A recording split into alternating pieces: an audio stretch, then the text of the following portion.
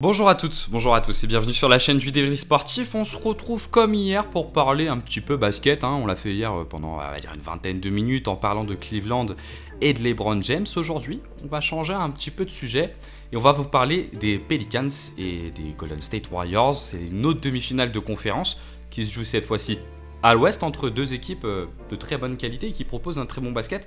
Et on va essayer de vous analyser durant cette vidéo. Pour être tout à fait honnête, c'est la deuxième fois que je la tourne et c'est pas évident parce que la première fois j'avais pas mis le bon micro. J'espère que cette fois-ci c'est le bon micro. On se retrouve pour parler des Pelicans et du superbe jeu en fait en run and gun des Pelicans qui est proposé par Alvin Gentry. Avant de vous expliquer un peu en quoi ça consiste, je tenais à vous remercier quand même pour la vidéo d'hier, pour les commentaires que vous avez pu mettre aussi bien sur différents forums où j'ai pu placer la vidéo ou directement sur la vidéo, sur les réseaux sociaux.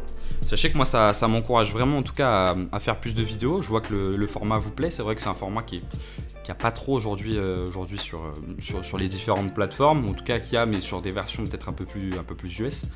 Et voilà, on va essayer de vous proposer ça un petit peu régulièrement et puis tant que ça vous plaît, n'hésitez pas à commenter, à liker, à partager, ça soutient la chaîne. Et puis à commenter parce que vous avez vu, moi je réponds à tout et puis comme ça nous permet un petit peu d'échanger sur ce que j'ai pu voir, sur ce que vous avez pu voir vous. Puis c'est plutôt cool quoi, l'idée c'est de pouvoir échanger. Alors, ce qu'on veut essayer de vous montrer aujourd'hui, c'est comment les Pelicans ont réussi à prendre le contrôle du tempo dans leur rencontre face aux Warriors et comment ça leur permet en fait de faire déjouer les Warriors parce que vous allez voir c'est assez impressionnant à quel point dans ce match-là, et c'était déjà le cas dans le match 2, les Warriors sortent de leur match et se font avoir par le tempo, le rythme et la qualité du jeu des Pelicans et des joueurs des Pelicans. Ce que propose Alvin Gentry, c'est un run and gun assez moderne, mais assez moderne dans le sens où le run and gun aujourd'hui c'est pas tout à fait ça quoi. Le run and gun aujourd'hui c'est beaucoup de tirs à 3 points. Lui ce qu'il veut c'est pas ça, lui ce qu'il veut c'est marquer avant que la défense soit en place. C'est du vrai run and gun à l'ancienne. Donc on va vous montrer ça en 3 points dans un premier temps. On va essayer de regarder comment les Pelicans ont pu mettre en place ça en faisant des tirs en moins de 7 secondes. Après on va voir que les Warriors ont eu une réaction qui n'est pas forcément adaptée et qu'ils ont déjoué. Et je pense sincèrement que c'est ce que cherche Alvin Gentry. Et puis enfin dans un dernier temps on va voir comment les Pelicans se sont adaptés aux ajustements défensifs des Warriors en deuxième mi-temps. Écoutez, je crois qu'on est installé, qu'on peut commencer. Donc profitez et puis laissez faire. Allez, à tout de suite.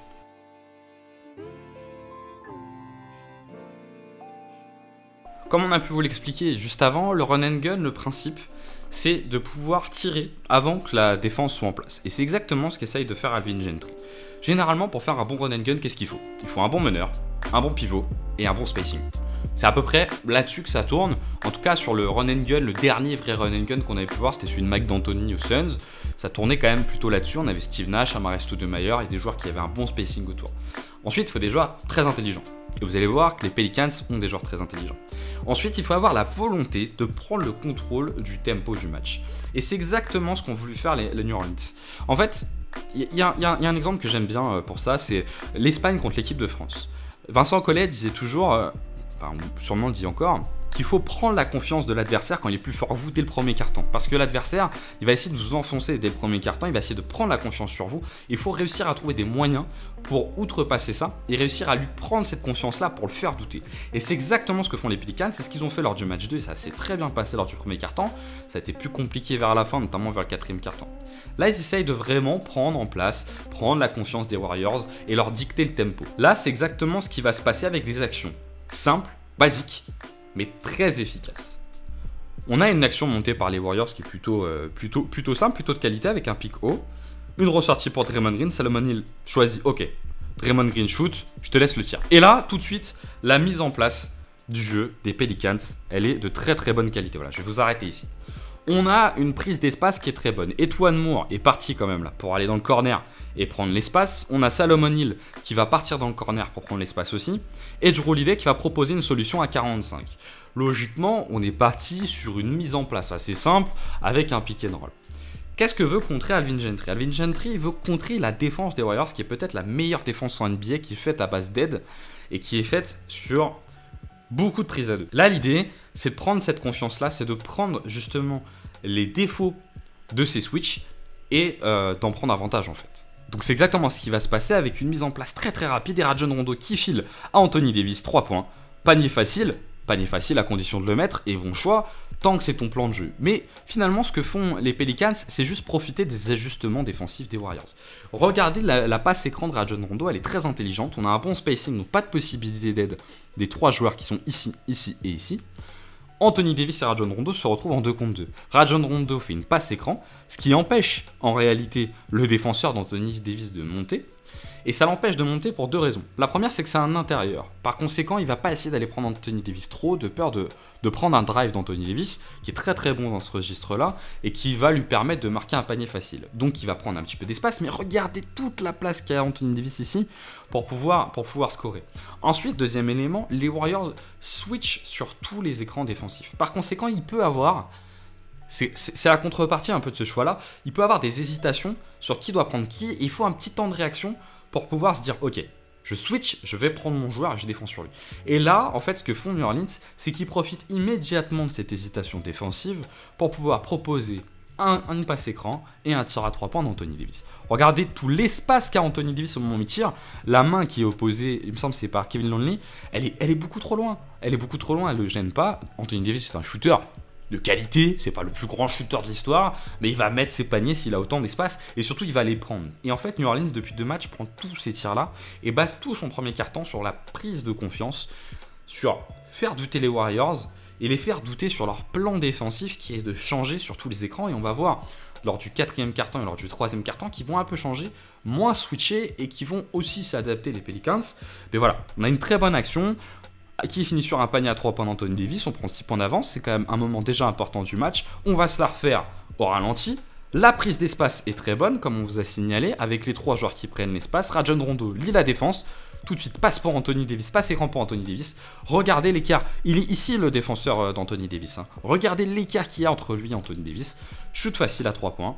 Du vrai run and gun à l'ancienne de qualité. En plus, Rajon Rondo, il le fait pas. Mais il a la possibilité de descendre et presque se mettre en position pour pouvoir prendre le rebond si jamais vraiment le besoin s'en fait ressentir. Quoi qu'il en soit, c'est un panier de qualité et ça fait 6 points d'avis pour New Orleans. On va tout de suite sur la deuxième action. Deuxième action un peu similaire mais qui montre encore un autre aspect de l'attitude des Warriors qui est pour moi peut-être un peu supérioriste et un peu prétentieuse sur les Pelicans et qui oublie que les Pelicans ont une vraie qualité de jeu. On va retrouver un peu la même phase de jeu, du jeu très rapide avec des shoots en moins de 7 secondes sur une passe écran de Rajon Rondo et une très bonne lecture offensive des Pelicans, c'est plutôt une mauvaise lecture défensive des Warriors. Donc on se retrouve sur une action plutôt bien menée de la part de Golden State avec un panier de Kevin Durant qui permet de revenir à 4 points, c'est un panier facile pour Kevin Durant, très belle attaque, il n'y a rien à dire. Et là on peut se dire, il y a peut-être déjà un petit peu de relâchement, tu viens de marquer un panier, tu es plutôt satisfait, on peut avoir tendance à se dire, à être moins en concentration que si on loupe le panier. L'intelligence de jeu des Pelicans à ce moment-là, c'est de remonter tout de suite le terrain. Regardez, 24 secondes de jeu, le moment où Rajon Rondo prend la balle, regardez où il est sur le terrain. En gros, il va passer le milieu de terrain. Il passe le milieu de terrain, il reste 23 secondes. C'est extrêmement rapide. Regardez la défense des Warriors, personne n'est vraiment en place, tout le monde est en train un petit peu de chercher qui prend qui fait quoi. Et Rajon Rondo, avec sa lecture, son intelligence, et avec le plan de jeu d'Alvin Gentry, va en profiter tout de suite pour marquer un panier facile. Le spacing, on y revient toujours et on y reviendra toujours. L'important, c'est le spacing. Sans spacing, il ne se passe rien parce que l'aide est facile. On a un joueur ici qui est quasiment dans le corner à 90. Il n'est pas encore complètement, mais bon, l'action commence depuis 2 secondes. Mais il est déjà quasiment, il est très près. On en a un autre qui va bientôt y être. Pareil, ça va très vite. On n'est qu'à 2 secondes et ils sont déjà quasiment en place. Les Warriors ont une petite hésitation avec 3 joueurs. Vous voyez, qui sont dans cette zone ici pour 2 joueurs. Et en fait, c'est Draymond Green qui est en retard parce que Nikola Mirotic va venir entrer l'heure à 3 points. Et Draymond Green, en fait, s'il respecte Nikola Mirotic, il ne doit pas l'attendre ici. Il ne peut pas l'attendre ici parce que Nikola Mirotic, notamment contre Portland, et même lors du match 2, il a mis des tirs de très loin. Et il a respecté le plan de jeu d'Alvin Gentry. C'est exactement ce qui va se passer ici avec la passe écran de Rajon Rondo. Draymond Green extrêmement en retard. Alors vraiment, il a un retard terrible sur l'action. On va se la remettre. Il a un retard terrible sur l'action et Nikola Mirotic n'hésite même pas une seule seconde. C'est tir tout de suite. Regardez la passe, regardez l'écart. Là, Mirotic, on voit. Là, il est en train de prendre ses appuis. Tu vois, c'est le mec qui a la dalle, quoi. Il va tirer à 3 points tout de suite et il monte, mais il monte pas vraiment. Et Rajon Rondo fait un très bon écran. Du coup, c'est Livingston qui va monter. On profite une nouvelle fois des changements défensifs des Warriors qui instaurent une petite seconde d'hésitation et un peu de retard. Et Nikola Mirotic, Il n'en faut pas plus, il n'hésite pas une seconde, regardez l'écart qu'il y a, là c'est bon. Là il est en position de tir, là il va se mettre. Il va avancer son buste encore un tout petit peu et il va décrocher. Nikola Mirotic peut décrocher, Livingston monte, mais c'est trop tard. Mirotic, on parle quand même d'un shooter certifié. Mirotic, avec Chicago, c'était 42% de réussite au tir. Il a eu un peu de temps pour s'adapter aux Pelicans, il tournait quand même à 38%.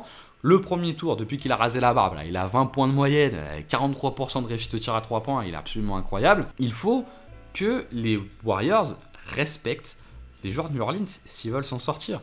Parce que New Orleans, eux, ces joueurs-là, ils ont confiance en leur jeu.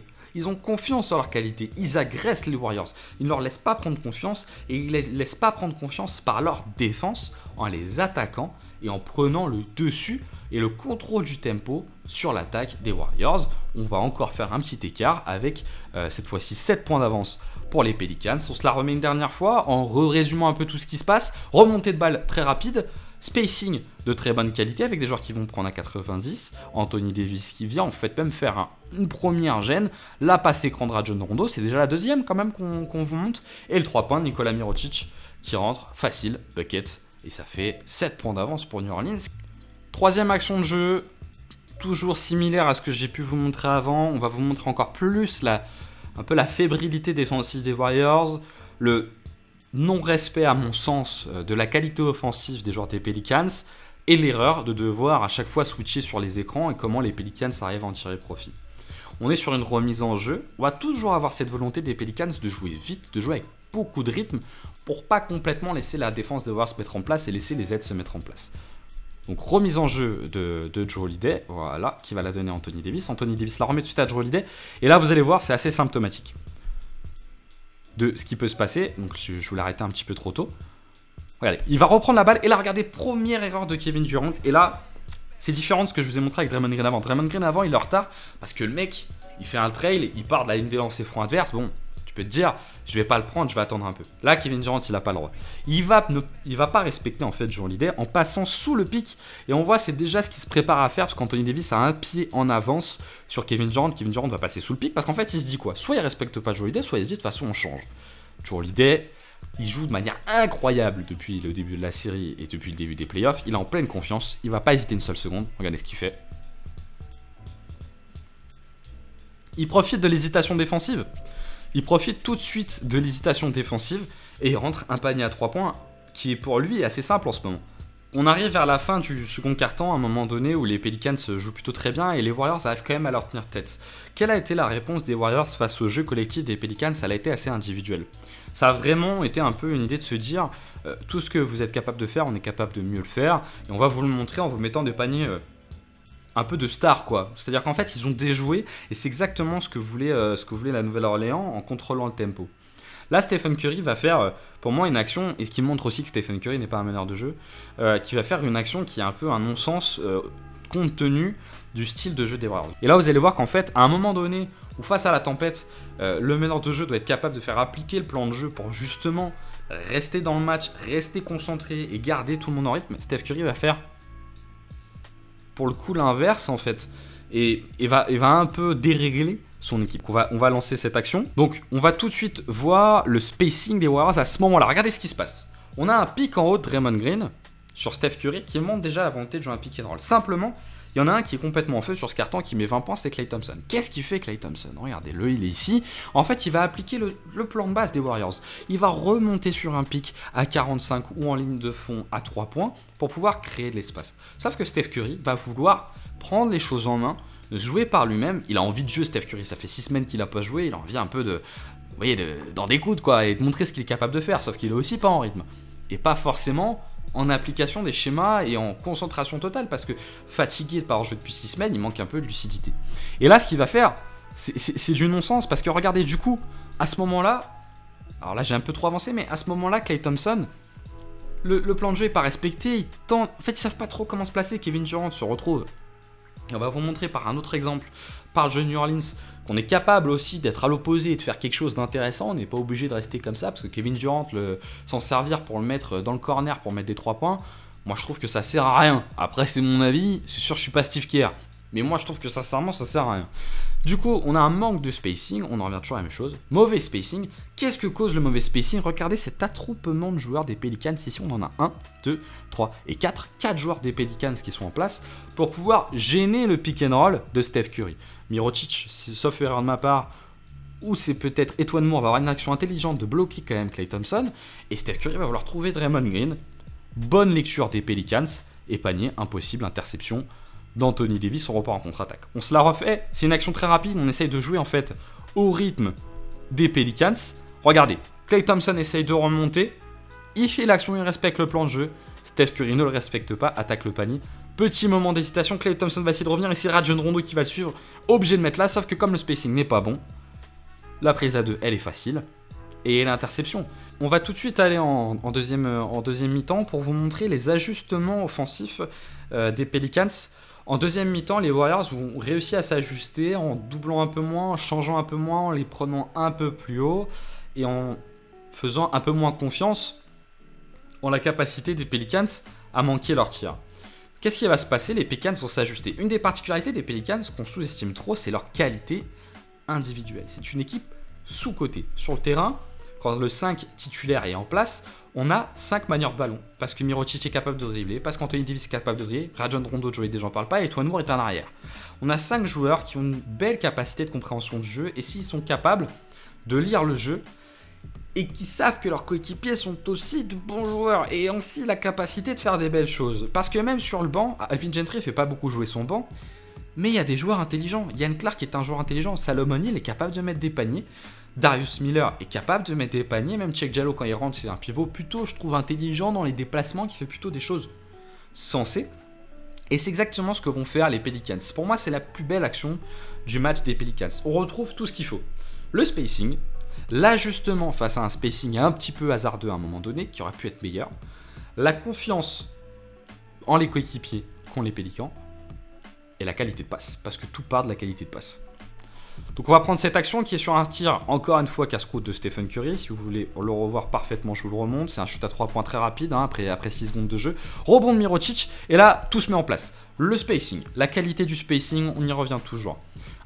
On a Ian Clark qui est déjà prêt à aller se mettre dans le corner. Le retour défensif, par contre, est très bon des Warriors. La balle de Rondo est passée pour Jrue Holiday. On essaye de jouer vite. Nikola Mirotic, qui est, vous allez devoir suivre parce qu'il va être important sur l'action, qui est le plus à droite. Qu'est-ce qu'il va faire?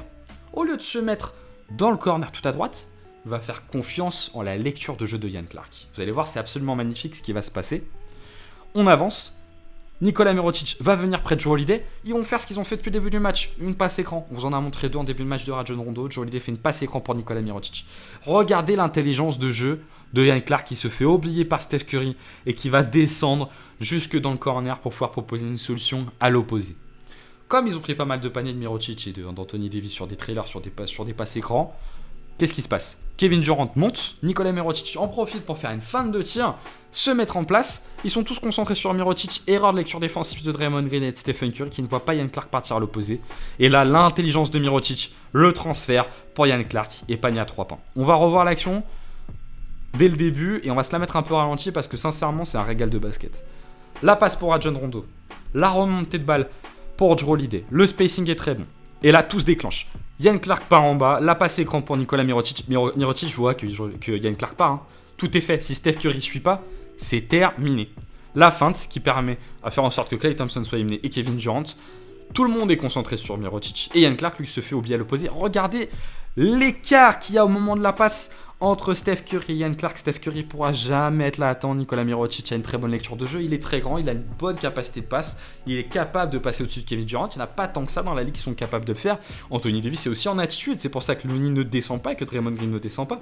C'est parce qu'Anthony Davis, il est en attitude.